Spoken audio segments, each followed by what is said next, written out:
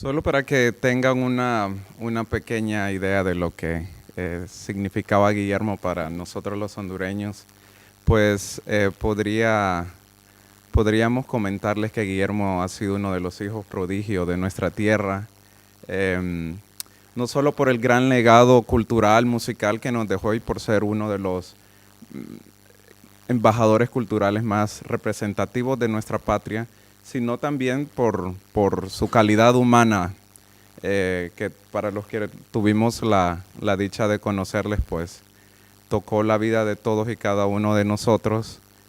Esa paz que emanaba, hacíamos gracias con doña Patricia de lo pacífico que era, que lo llevaba al extremo, al punto de sacar siempre de quicio él lo contaba de manera general a su familia, a su esposa, a sus hijas, pero era esa paz que él emanaba, su personalidad lo que lo hizo muy especial entre nosotros los hondureños. Para seguir pues con nuestro programa, me gustaría darle la bienvenida al embajador Ramón Custodio, embajador de Honduras en Alemania, quien se va a dirigir a ustedes. Lo recibimos con un aplauso.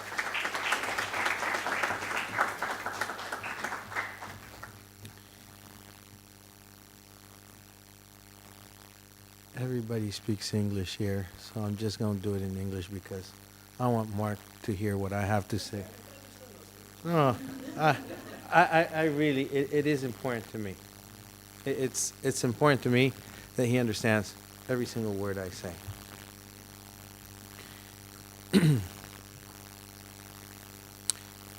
Guillermo gave me a call one day. No, the other way around.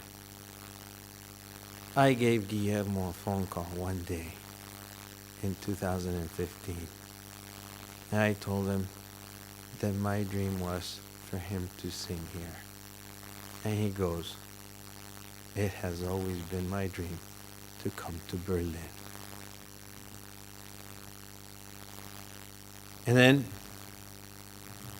it just so happens that during his stay at my house, we were very good friends. And he stayed at my house, and we had many hours to converse, to talk, to think about life. And he said, I never thought that my dream was actually going to come true. And it did. And you made it possible, Mark. You made it possible because he was extremely grateful that you gave him that opportunity. Because nobody was opening the door for me here in Berlin on such a short notice, because everything is full, everything is complicated, and like the Germans, that's a problem. The Germans say that's a problem. But Mark, you made him happy. And really, next to Mark is also Dr. Flores Bermudez. He's not here today, but his wife Adriana is. And they met at the first concert that he ever gave in Germany, here at the ICD. And Dr. Flores Bermudez said, I would like to give you an opportunity to sing over at the Bayer building over on Friedrichstrasse, I believe. Mühlstrasse. And I don't speak German. So thank you. Thank you for that. But anyways, he took him there. I wanted to be there, but my government sent me on a foreign trip to Croatia. It's not my jurisdiction, but those were my instructions, so I missed that formidable concert that he gave there. When he asked me to help out, he knew why. And that's the reason why we're here today. But to me, it was very difficult not to tell the complete truth as to why he was here. That was one of the hardest things that I've ever had to deal with in my life. Because when people die, sometimes they die and you don't have to deal with that secret for a long time like I did, and I couldn't say anything because that was his wish. And I respect it. Guillermo had different moments in his life. He was the most charismatic, the most Christian guy that I ever met in my life. He was friends with people from the top, people from the middle class, and especially with the poor. And especially with the Garifuna community, which is a small group of people that live in the Caribbean coast of Honduras. And that's where he got his beat. And when he was here last year at the concert, he looked at the ambassador of Jamaica and said, "And my music has always been influenced by Jamaican music as well."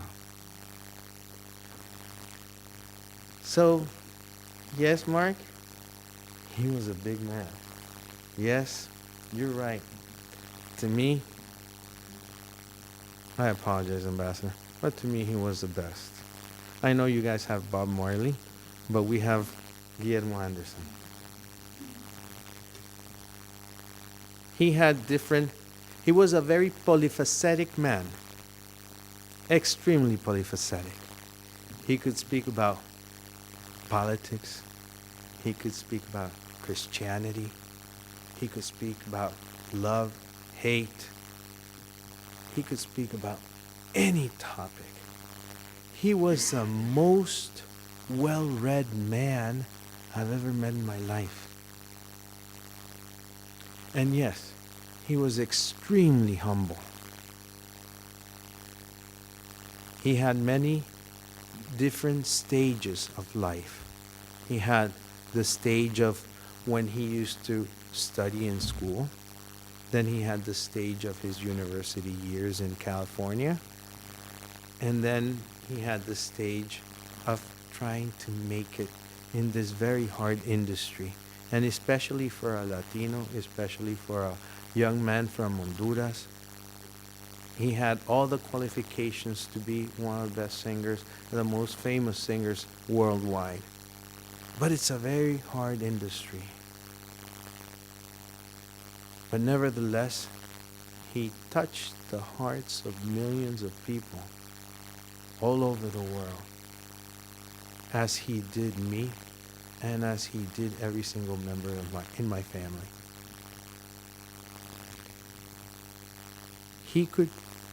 I remember the first time I met him. Back in the early 90s, he was helping our cardinal so that we could have debt relief in our country. And it was the HIPIC initiative. And that is the Highly Indebted Poor Country Initiative. We didn't want any more debt, but we wanted for the World Bank, International Monetary Fund, the IADB in Washington, D.C. to say, enough. You have already paid enough money. Our cardinal didn't know much about economy. He studied economy, and he became the most important expert in economy. And some of the loans that we had paid them already like 5 times over, because we continued to be paying the interest and the interest and the interest. So there was an alliance between our cardinal and Guillermo Anderson.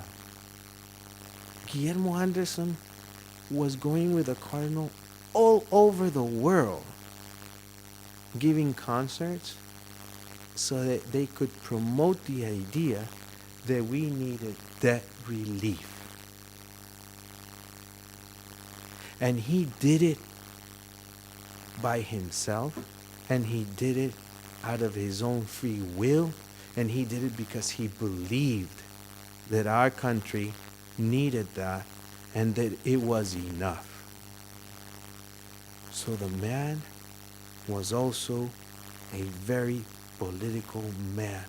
He made a statement with his help and with his fight for the cause. I met him in front of Capitol Hill in Washington, D.C., in one of those first concerts for debt relief. And you should have seen that. It was something like apoteosico. It was unbelievable.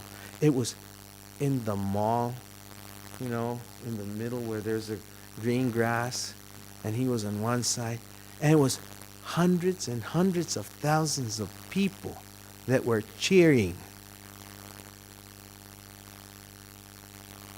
Don't take my word for it. I have the pictures. I took the pictures.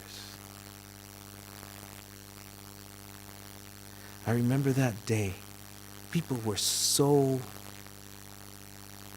happy. They were screaming, they were yelling, they were saying everything that they could, the thing that first comes to their mind.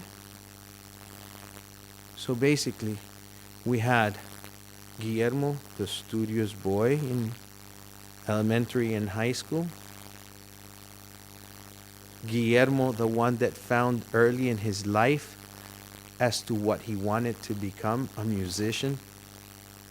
Guillermo, the one that fought for an opportunity, and he got the opportunity at one of those very prestigious universities in California.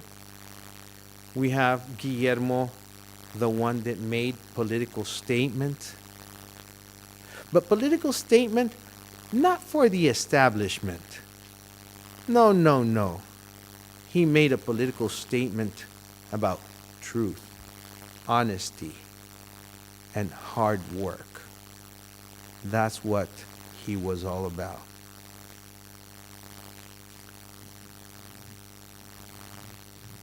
To be part of his life was very important to me. And on the last evening that I had with him here in Berlin, we were in my balcony smoking Honduran cigars. And by the way, he knew he shouldn't have smoked cigars. But he said, I want a damn cigar. You give me one or I'll grab it. So I said, okay, hey. My dad is right. We're only here on a temporary basis, so you do what you want. And that's exactly what he did. So I had the longest conversation ever in my life with him. We were there from literally 8 o'clock, somewhere between 7:50 and 8 o'clock at night, until the following morning with another visitor that was visiting me at the time. And his name is J.P. Carroll. Now he's one of the most famous newspaper writers in Washington, D.C. Young, 26-year-old boy. Man. And we were there until literally 7 o'clock in the morning.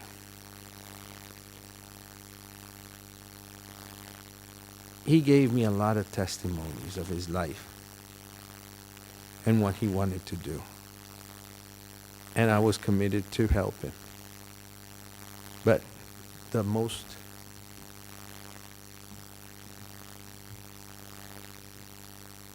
he was almost giving up.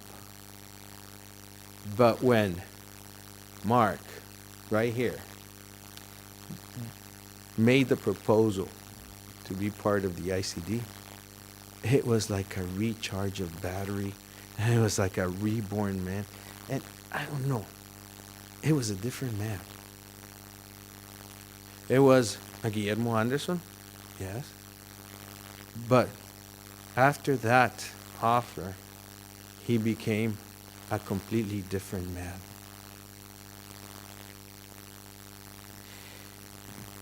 I am sure I'm not a doctor, not a scientist, and I don't care to be one. I leave that to Dr. Flores Bermudez, who actually works for Bayer here in Germany.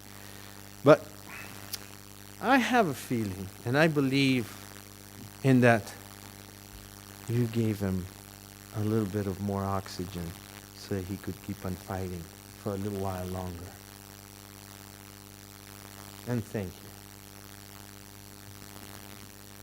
Last but not least, I would like to express my most sincere gratitude to Mark for being the man that he is, and to the ICD for what it really is. I would like to also thank Mrs. Patricia Espinosa. I'm sorry, Inestrosa. It's his fault. Mexico. It's Mexico's fault. I was thinking about Patricia Espinosa because I saw you. I was, but thank you for coming all the way from Rome, for being committed. Mrs. Patricia Espinosa is Inestrosa, I'm sorry. Yeah. She was and is the representative of Guillermo Anderson here in Europe. She works for Vatican Radio. And her parents are very dear friends of my parents. And not only that friendship is here today, uniting us, but also Guillermo brought us back together after many years. Thank you to all of you for being here tonight. Ambassador of Jamaica, thank you. You have been here through thick and thin. To the newly appointed Charge d'Affaires of Mexico, thank you for being here. And I know that you found it within your heart to be here with us. And I know that you feel after our conversation this afternoon. But also to the Embassy of Bolivia, we're very united. We're very grateful that you're here. But it's also nice to see my friends at the Embassy of Cuba. Because Guillermo was very fond of Cuba. And though he said that even the Cuban beat was in every song he had, thank you for being here tonight. But to all of you, you made the effort, and we're very grateful. Thank you very much.